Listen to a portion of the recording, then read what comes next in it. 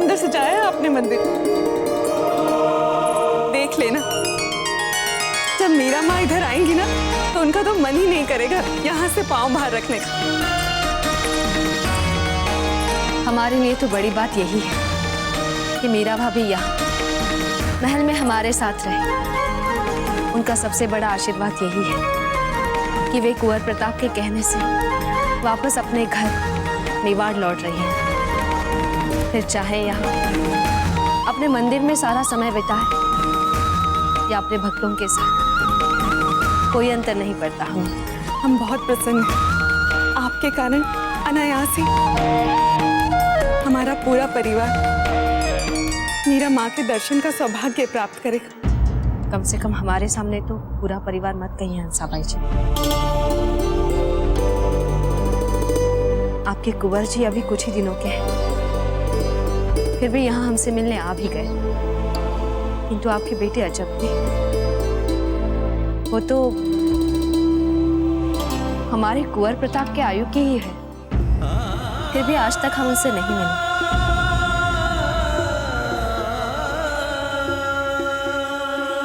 चलिए ना, कृष्ण मुरारी जी के लिए फूलों की माला नहीं बनानी क्या? चलिए आइए।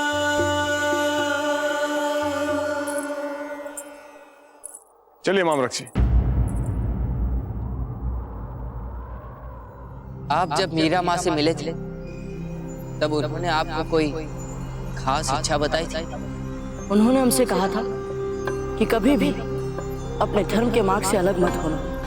हमें हमारे पिताजी ने कुछ ऐसा ही कहा था।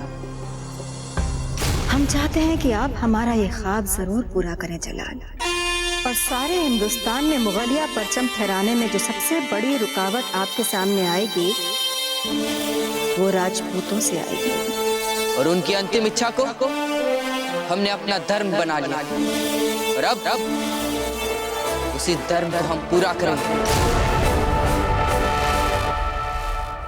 देखा? आप फिर वैसे ही देख रहे हैं जैसे हमने कुछ ज्यादा ही कह दिया। देख रहे हैं जो आप सचमुच दिख रहे हैं वैसे है नहीं। आपकी इन 2-4 बातों को सुनकर ऐसा लग रहा है कि जैसे हम कुछ ही दिनों में अपने इस दुख से उभरकर धर्म का एक नया मार्ग फिर से ढूंढ पाएंगे। पर इसका मतलब ये नहीं है कि जो खेल आप अधूरा छोड़ आए थे उसे हम पूरा नहीं करेंगे। घबराइए मत, हम भी अधूरा खेल नहीं खेलते। द्वारका की सीमा तक की यात्रा यहाँ से बहुत ही लंबी है। अब तो कई अवसर आएंगे हमें अपने अधूरा खेल पूरा करने के।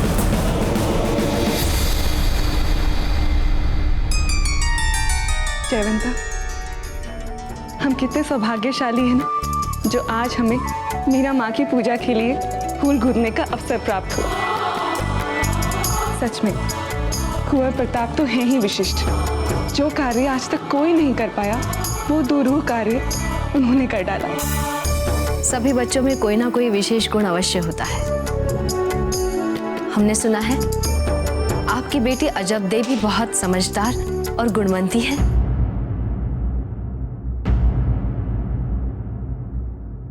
क्या हुआ हंसा? अजब दे का नाम लेते ही आप विचलित हो गई। सब ठीक तो है ना?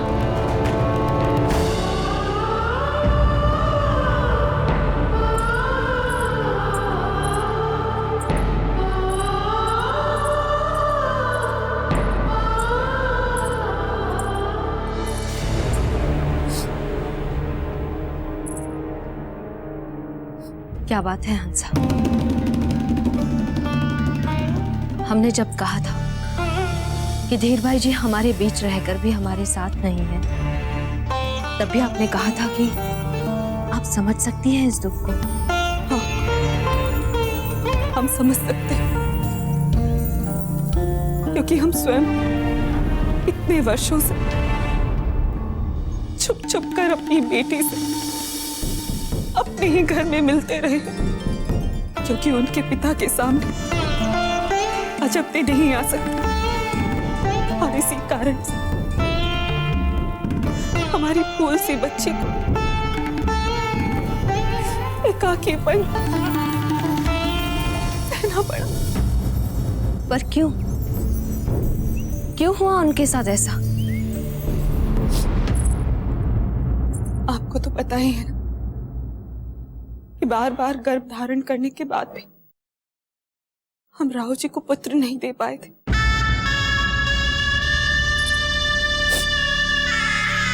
अजब के जन्म से पहले जब हम गर्भवती हुए तब हमें पता चला कि हमारे गर्भ में जुड़वा बच्चे हैं। ये सुनते ही घर में खुशी की लहर दौड़ गई। राव जी को भी लगा कि जुड़वा बच्चों में से एक बच्चा पुत्र अवश्य ही होगा और उनकी पुरानी मनोकामनाएं पूर्ण हो जाएगी। तो जब हमने जन्म दिया तो क्या हुआ हंसा?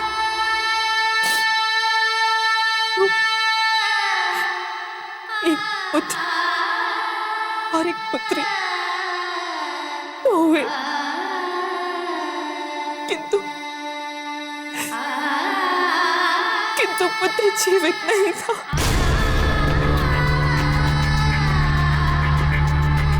और वो लड़की अजबते अजबते जीवित तो बच गई, किंतु राव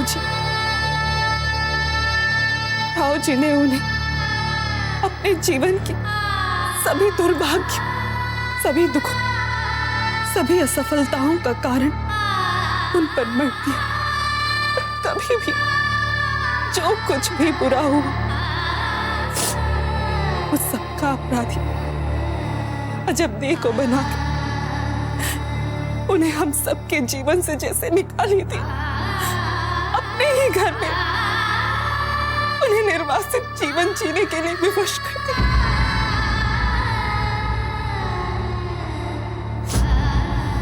हमसे सब पूछते क्यों हम उन्हें कभी किसी यात्रा पर अपने साथ नहीं लेकर जाते। कैसे जाएंगे वो हमारे साथ, जबकि उनके पिता उनका चेहरा भी नहीं देखना चाहते। आज तक कभी भी पिता से पुत्री को क्षण भर का भी प्यार और स्नेह नहीं मिला। आहा, ये तो कमाल मीठा है। एक बार चक्कर तो देखिए, बिना खाए तो आपको हमारी बात पे यकीन नहीं आएगा। एक बार चखिए तो सही। नहीं, हमारा मन नहीं है। चक्कर तो देखिए, धन्यवाद देंगे हमें। लगता है आपको किसी भी बात में ना सुनने की आदत नहीं। सही समझा आपने। ये तो हमारी प्रवृत्ति में ही नहीं है। हमें तो ये भी लगा कि आप इतने उदास चल रहे हैं, गन्ने की मिठास से आपकी उदासी थोड़ी कम हो जाएगी। आपकी बातें सुनकर अब हम ठीक है, हमें गन्ने की कोई आवश्यकता नहीं। ये लड़का कौन है बाबूजी राज? ये तो हम स्वयं नहीं जानते राजप्रभु जी, परंतु इतना अवश्य जानते हैं कि कभी भी किसी से पहली बार मिलते समय जो छवि मन में बनती है, आवश्यक नहीं कि वही हमारे लिए उनकी अंतिम छवि भी हो। क्या वो जानता है कि आप कौन हैं? कभी कभी बिना किसी पे धरोहर का बोझ डाले मित्रता करना अच्छी बात होती है राजप्रभु जी। किंतु कभी कभी नितांत अनजान व्यक्ति के साथ मित्रता करना भारी बोझ भी बन जाता है बाबूजी। पता नहीं क्यों, लेकिन ये मुझे अच्छा नहीं लगा। बराए मेहरबानी हमें ये सिखाने की गुस्ताखी मत करो शमशुद्दीन कि हमें किससे दोस्ती करनी चाहिए और किससे नहीं। और वैसे भी अब कुछ ही कोस और साथ में चलना है, फिर वो अपनी राह में और हम अपनी राह।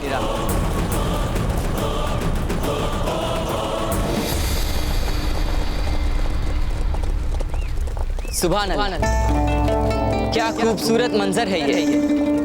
कैसे सूरज की रोशनी में नहा खामोशी से दमकते हुए बह रही है नदी। बड़ा ही दिलकश नजारा है ये तो।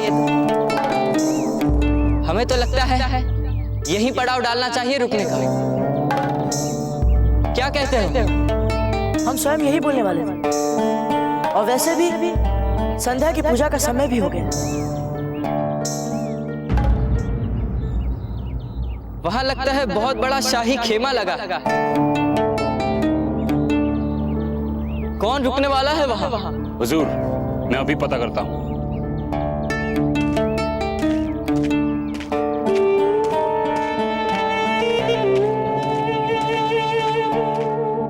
ये देखिए, ये अजब ने अपने हाथों से बनाया है। वाह, कितना सुंदर, अद्भुत।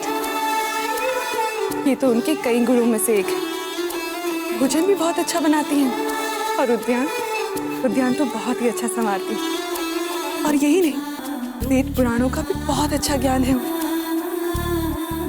बस दुख तो इसी बात का है कि उनके पिता ने कभी भी उनके गुणों को देखा ही नहीं। किंतु अजब ने कभी कोई प्रश्न नहीं किया और ना ही अपने चेहरे पर कोई उल्हाना लाई। तो अच्छा है कि उनका एकाकीपन बांटने के लिए उन्हें फूल कवर जैसी सखी मिल गई। अजब की बचपन की सखी, मारवाड़ की राजकुमार, मारवाड़ के राजा राव मालदेव सिंह की पौत्री है। दोनों में अटूट प्रेम है, कोई दोनों को अलग नहीं कर सकता। बस कभी फूल बिजौलिया आती है तो कभी अजब देव मारवाड़ चली जाती है। यही लगा रहता है दोनों। वो कान्हा जी है ना, जब भी किसी के जीवन में खालीपन आता है वो उसे ऐसे ही भर देते हैं, इसलिए तो उन्हें करुणामयी भी कहते हैं। बिल्कुल सही कहा आपने। तू मारवाड़ से आ रही है अजब देव?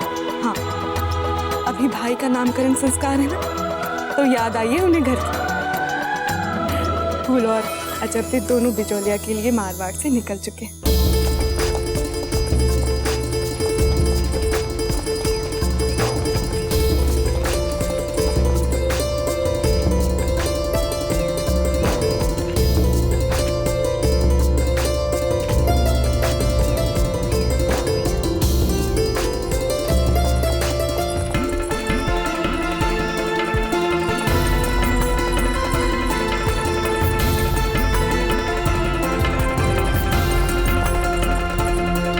तो ये तमाम लोग उसी शाही खेमे का हिस्सा दिखते हैं। अपने पुत्री की मित्रता की चुगली कर रही हैं आप हमसे? भूल गई, विवाह से पहले हम दोनों भी ऐसी ही थी। आपके आंगन में मोर भी पंख झाड़ते थे तो पता चल जाता था हमें।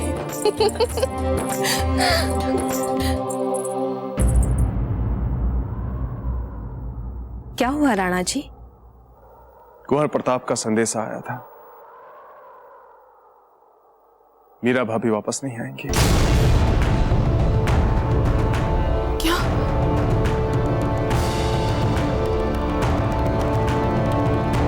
इतना बड़ा निर्णय लेने के लिए कुछ समय तो चाहिए उन्हें।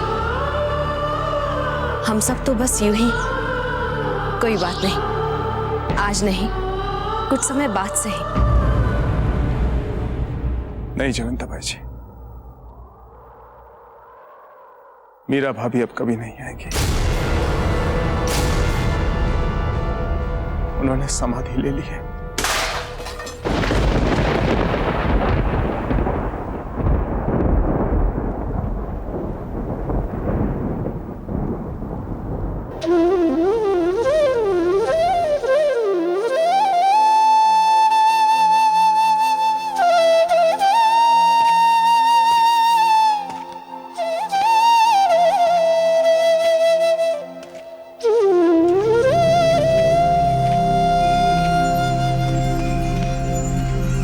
कुछ पता चला किसकी है वो पालकिया, वो तमाम मुसाहिब? कौन है वो लोग? हुजूर, बिजोलिया और मारवाड़ की राजकुमारियां। मारवाड़?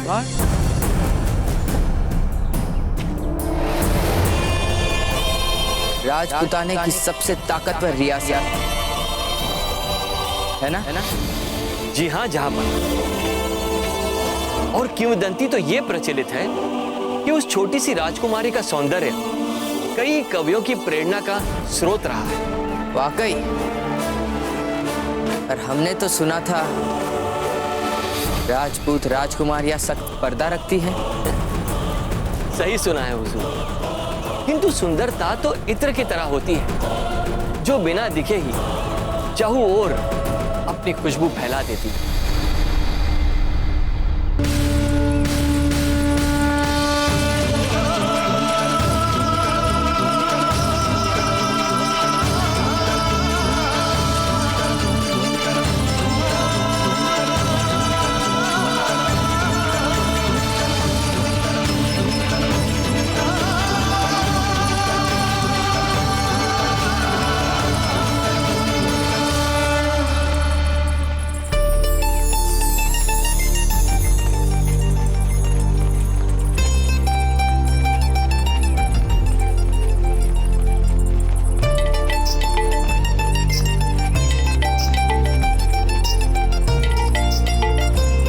पोपली, तनिक हमारी उंगली की अंगूठियां तो बदलना, हम उब चुके हैं इन्हें देखते देखते।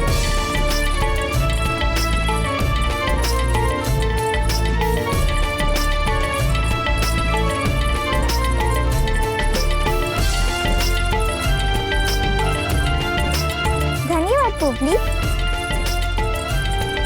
वाह, कितनी सुंदर लग रही है ये। वो पुरानी वाले तुम रख सकते हो। धन्यवाद भाई साहब। अजब देखो ना, ये देखो हमारी नई अंगूठियाँ। हमें पूरा करने दो ये ग्रंथ फूल। जब खेमे में आएंगे तो देख लेंगे आपकी अंगूठियाँ। उफ, इतने सारे ग्रंथ पढ़ के करेगी क्या? ठीक है, तुम्हारी इच्छा।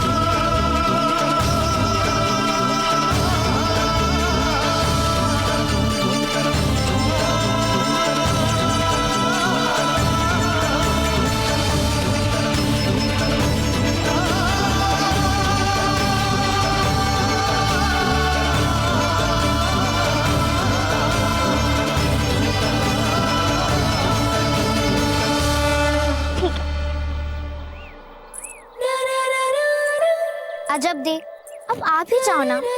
और हाँ, अपना ग्रंथ अंदर ही छोड़ के आना।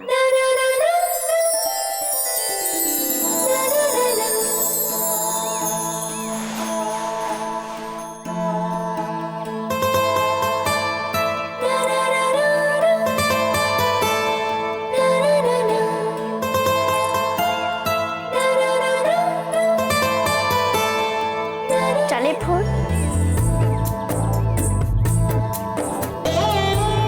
अजब दी, ये फूल हमारे लिए बिछाए गए हैं। आप इन पर पाँव रख के चलेंगी, तभी तो ये गौरवान्वित होंगे। आप जानती हैं ना फूल, हमें नहीं अच्छा लगता कोमल पुष्पों पर चलना। ठीक है, आपको जैसे चलना है वैसे चलिए। चलिए।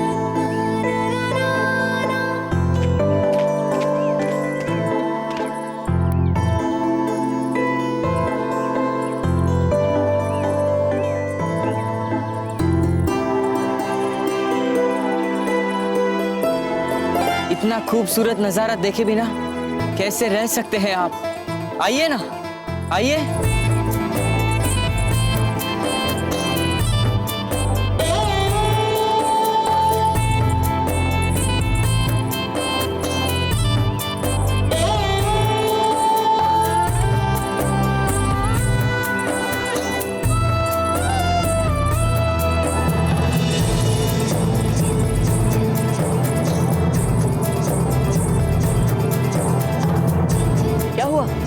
बताते हैं।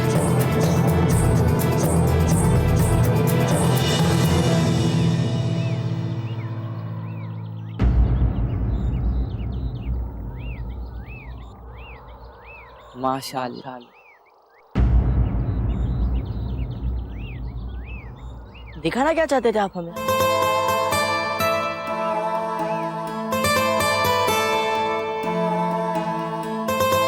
कहाँ गुम हो गए?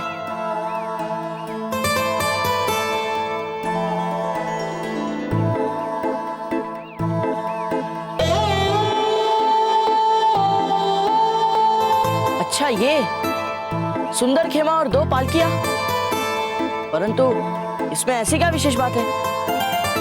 थी बात देखने लायक ही थी, पर छूट गई। ना आप देख पाए उस खूबसूरती को, ना हमें देखने दिया। ये क्या बोल रहे हैं आप? लीजिए, प्रसाद ले लीजिए।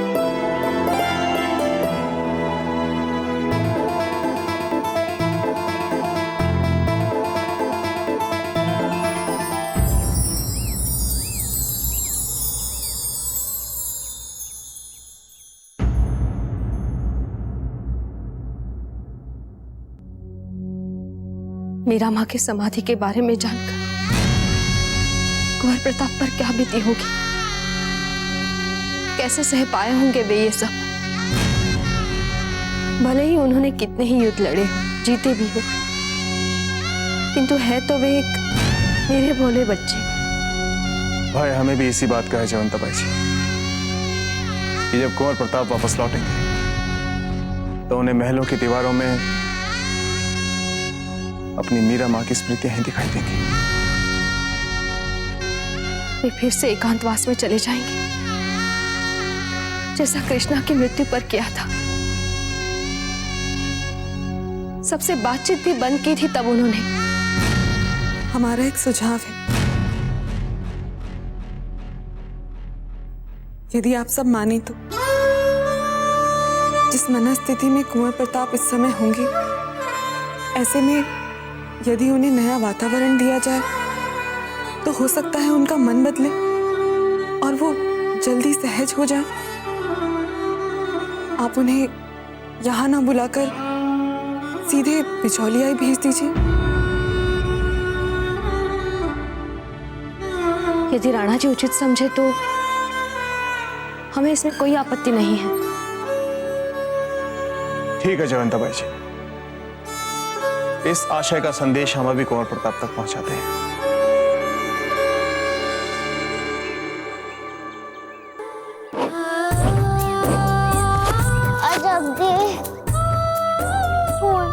हम आपसे अंतिम बार पूछ रहे हैं, आप चल रही हैं या नहीं?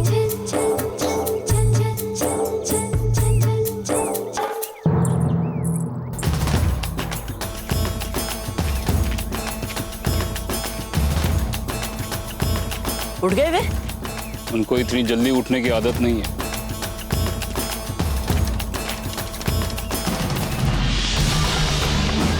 शहंशाह हिंद है, वक्त के पीछे पीछे नहीं भागते तुम्हारी तरह, वक्त उनके पीछे भागता है।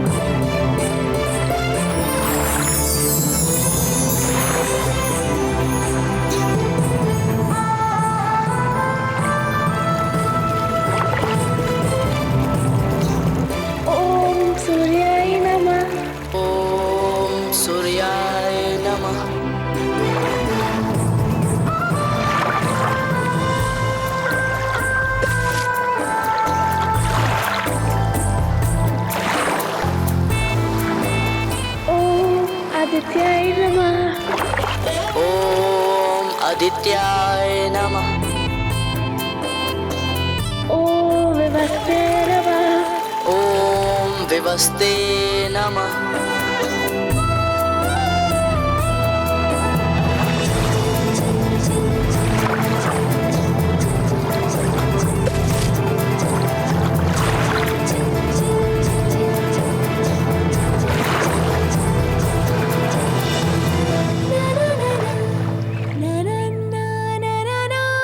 सूर्यदेव, हमारी किसी भी बात या किसी भी काम से का मन ना दोगे। और हाँ, हमारी सखी फूल को भी थोड़ी और बुद्धि दे दीजिए सूर्यदेव।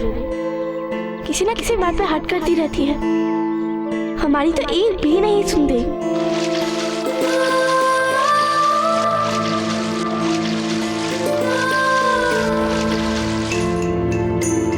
चलिए भाई साहब, चलिए।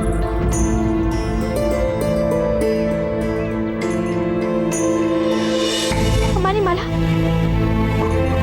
आप में से किसी ने भी हमारी माला देखी? नहीं भाई साहब, हमने तो नहीं देखी। तो ढूंढिए।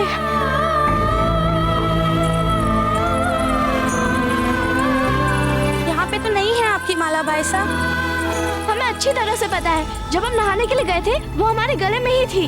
हम जालिम जी को सूचित कर देते हैं, वो किसी को भेज देंगे आपकी माला ढूंढने के लिए। नहीं नहीं, हम इतनी देर तक प्रतीक्षा नहीं कर सकते, वो काफी दूर चली जाएगी।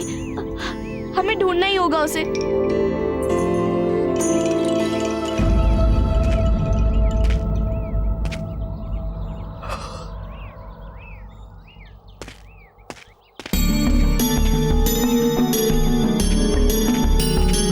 कभी कभी इतना जल्दी उठना हमें हमारे खूबसूरत सपने से दूर कर देता है दोस्त। क्या आप सदा इतनी देर से उठते हैं? बिल्कुल, ये तो हमारा शौक है सपने देखने का। पहले हम सपने देखते हैं और फिर उसी सपने को सच करने की कोशिश में लग जाते हैं। तब तो अब तक आपने अपने कई सपनों को सच में बदल दिया होगा। और नहीं तो क्या। पर यहाँ इस खूबसूरत जगह पे आके रोज आने वाले सपनों से यहाँ आने वाले हमारे सपने कुछ बदल गए।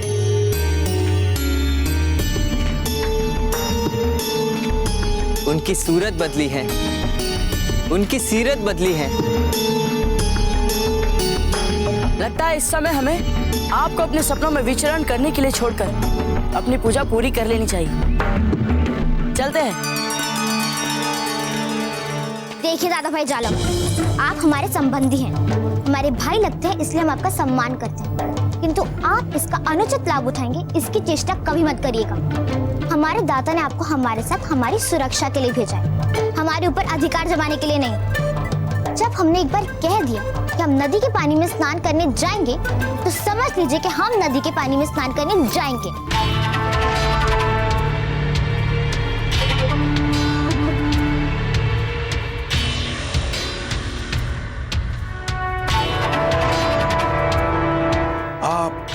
जानती है ना कि हमने अपनी ये आंख कैसे गवाई? बताए। उस नरभक्षी शेर के हमें दोनों दांत चाहिए और उसके बदले में अपनी ये आंख गवाना हमें बहुत ही तुच्छ लगा। ये वही दांत है। अब भी आपको लगता है कि हम किसी के आगे झुकने वाले आदमी हैं? हमने तय कर लिया है कि आपके नहाने की व्यवस्था यही खेमे में की जाएगी। अरे दादा भाई, वो अजब ने हमसे कहा था कि यहाँ की पवित्र नदी में स्नान करने से ना बहुत पुण्य मिलता है और उसके लिए एक डुबकी लगाना तो आवश्यक है ना। अब आप ये तो मानेंगे ना कि अजब देव कोई भी बात यूं ही नहीं बोलती। अगर उसने ऐसा कहा है कि यहाँ की पवित्र नदी में स्नान करने से पुण्य मिलेगा, तो मतलब क्या मिलेगा। और हम आपको वचन देते हैं कि हम बस एक डुबकी लगा के ना नदी के बाहर आ जाएंगे। और वैसे भी दादा भाई, हम अपने सुंदर केशों को नदी की काई से खराब थोड़ी करेंगे। हम जाएं?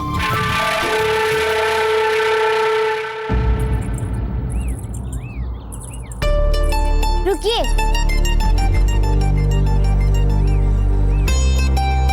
चिलमन थोड़ा और ऊपर कीजिए। हम नहीं चाहते गर्मी की इस धूप से हमारे रूप पर कोई असर पड़े। पोपली। जी भाई साहब। तुमने देखा तो था ना, नदी का पानी ज्यादा ठंडा तो नहीं है? देखा था, पानी बिल्कुल ठंडा नहीं था। आज तो मजबदाई को दिखा देंगे कि हम भी नदी के पानी से स्नान कर सकते हैं। चलिए।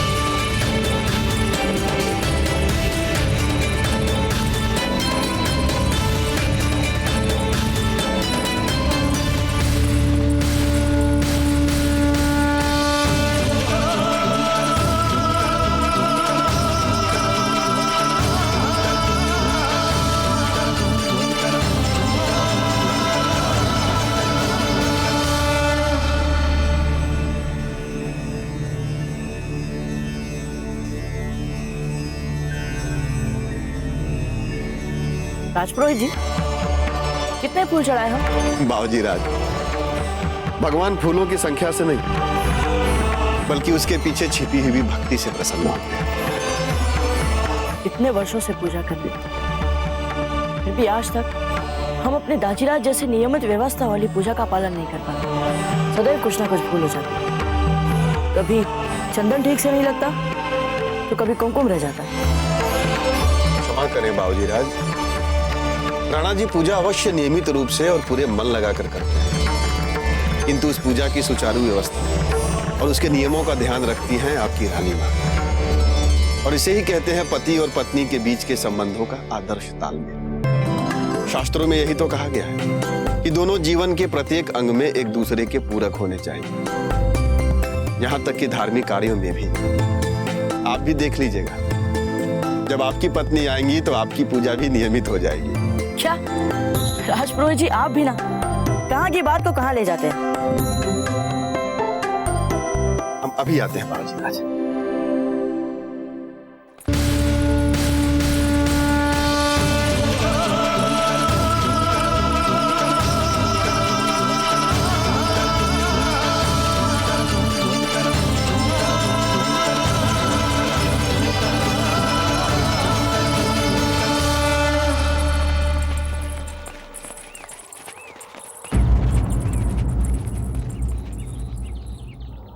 हमारी राह रोक ली, इनकी ये मजाल। कहाँ बड़ा चला आ रहा है, दिखाई नहीं देता? मारवाड़ की राजकुमारी जा रही है नदी पर। उनके इतने निकट आने का दुस्साहस कैसे किया तूने?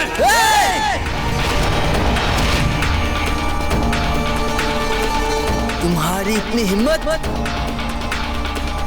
लड़के, तेरी ये अकड़ एक दिन तुझे बहुत महंगे पड़ेंगे, और हो सकता है कि वो दिन आज ही का हो।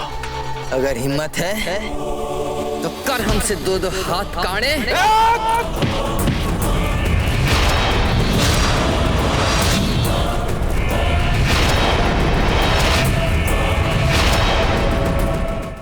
अगर हिम्मत है तो कर हमसे दो दो हाथ काड़े।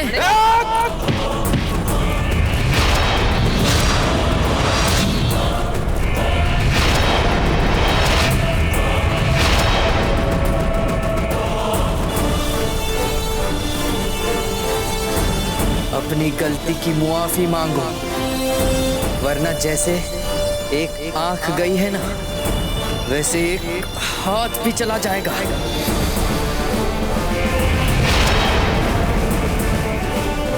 अरे रुकिए रुकिए रुकिए, छोड़िए इनका हाथ।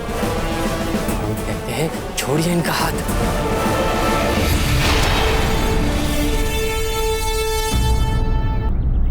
अब मुझे कुछ पलों का समय दीजिए श्रीमान। हाँ?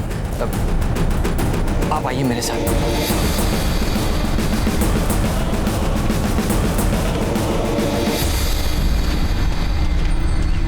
आप ये क्या कर रहे हैं हुजूर? ये मत भूलिए कि इस समय आप छंद भेष में हैं, साधारण वेशभूषा में है। यदि ऐसे में आपने अपना साहस अथवा वीरता दिखाने का प्रयत्न किया तो आपका भेद खुल सकता है। अपनी हद में रहिए मियां तानसेन, मुलाजिम है आप हमारे, हमें सही गलत की मानी मत समझाइए। तो फिर ठीक है, जैसा आपको ठीक लगता है कीजिए। जाइए जाइए।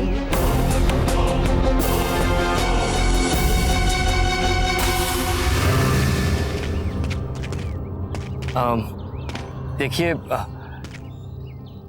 हम आपसे प्रार्थना करते हैं कि इस घटना को हम एक दुर्घटना समझकर भूल जाते हैं। क्या है कि हमारे भतीजे थोड़े छोटे हैं, बच्चे हैं, अपनी मर्यादाओं की समझ नहीं है उन्हें। हाँ? अच्छा, हम आपसे क्षमा मांगते हैं।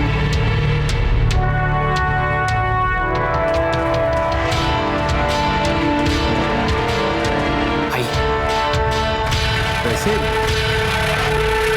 मारवाड़ के क्षेत्र में क्या करने का प्रयत्न कर रहे थे आप?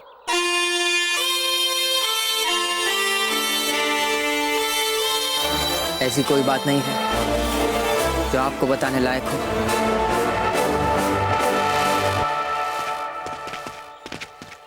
ना ना ना ना ना ना ना। अरे ये माला तो हमारी नहीं है, फिर ये हमारे गले में कैसे है? छन छन छन छन छन छन छन छन छन छन छन छन छन छन छन। सुनो मित्र, आइए आइए, हमने अब कर ली अपनी पूजा। अब बोलिए, देखना है आसपास कुछ? जी नहीं, हमें कुछ नहीं देखना है। क्या हो गया?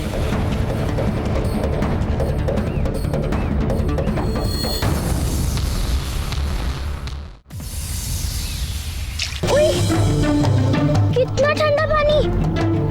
भोपली, क्या कहा था तुमने? पानी बिल्कुल ठंडा नहीं है। हाय हाय, कितनी मिट्टी है इसमें तो। अच्छा, तो इसमें नहाई कैसे सकती है? आप नहाने की बात कर रही है भाई साहब, वो तो कब से यहीं पर है। कब से? कहाँ है? हमें तो नहीं दिख रही। अजब दे, आपको हो क्या गया है? इतने ठंडे और गंदे पानी में कोई रह भी कैसे सकता है? और आप इतनी देर से इसमें कर क्या रही हैं? बोल, हमारी माला पता नहीं कहाँ चली गई, मतलब खो गई है। कौन सी? वो शिवजी वाली माला?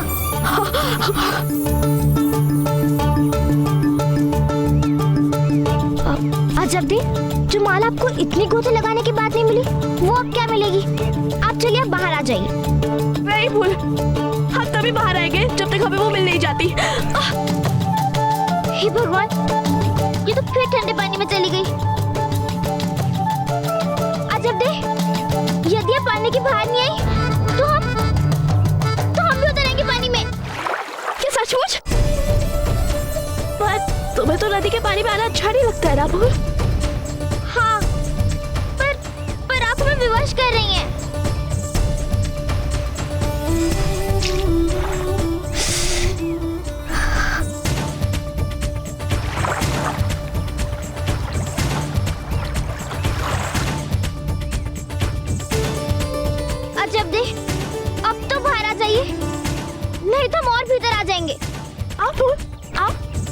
पर विश्वास करो, कुछ नहीं होगा। नहीं अजब दी, हम और भीतर नहीं आ सकते। हमें बिल्कुल अच्छा नहीं लग रहा है इस गंदे ठंडे पानी में। आप आ जाइए ना। अच्छा नहीं लग रहा है इस पानी में, हम आते हैं तुम्हारे पास।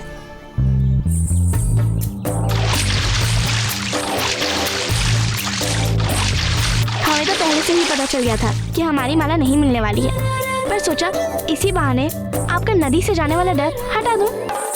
अजब दी, आप अपना ध्यान और अपनी बुद्धि हमारे अतिरिक्त कहीं और भी लगा लिया कीजिए। आपके अतिरिक्त हमारा है ही कौन फूल?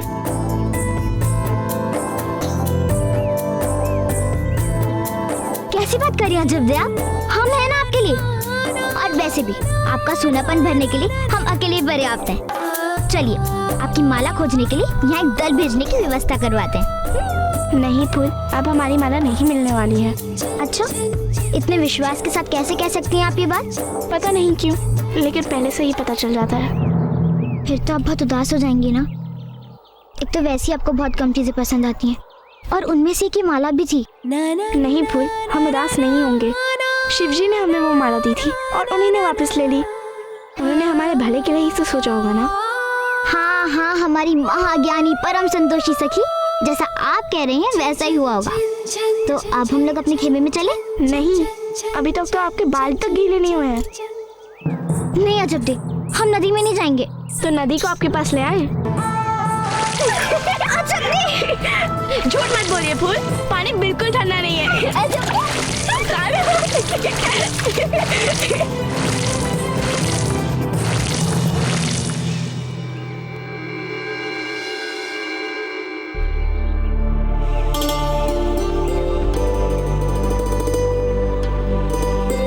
इसे अपने गले से बाहर निकालने की इतनी चेष्टा क्यों कर रहे हैं बाबूजी? हमारी नहीं है राजपुरोहित जी। फिर ये आपके गले में कहाँ से आ गई? वही तो याद करने का प्रयास कर रहे हैं राजपुरोहित जी। पता नहीं कहाँ से आ गई है।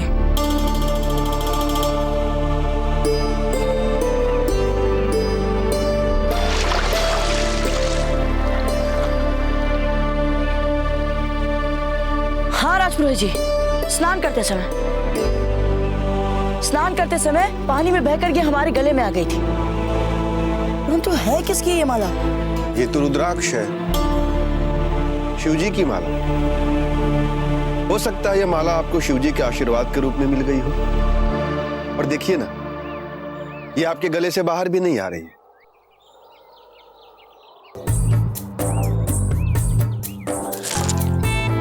देखिए राजपुरोहित जी, आ गई है बाहर।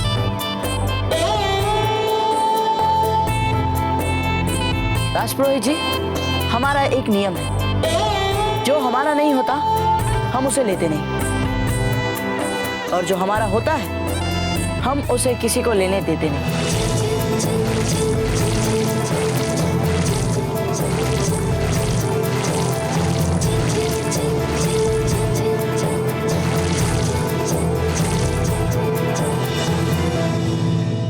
मेवाड़ के वीर महाराणा प्रताप के जीवन को करीब से जानने के लिए चैनल को सब्सक्राइब करें और बेल आइकॉन दबाना न भूलें।